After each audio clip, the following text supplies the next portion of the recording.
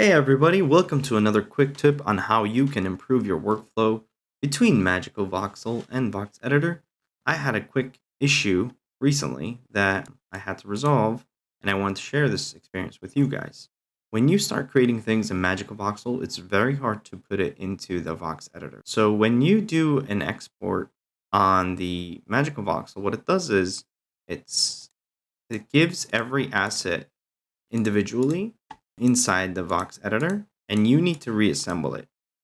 So to avoid this, if you don't need an animation, and if you want to put it as a single unit, just like I did for my bear, what you need to do is you need to select everything, or do Control All, and then what you need to do is hit Union under Boolean. If it's closed, open that up, hit Union.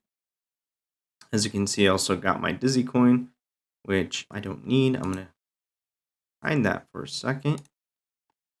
I'm going to do all, and then I'm going to do union. And then what I will do is I will select it and delete everything else. Okay. And then press delete. Now we just have this one asset as a whole. We can hit Vox and then select the folder that you want to put it in. And then I'm going to save that.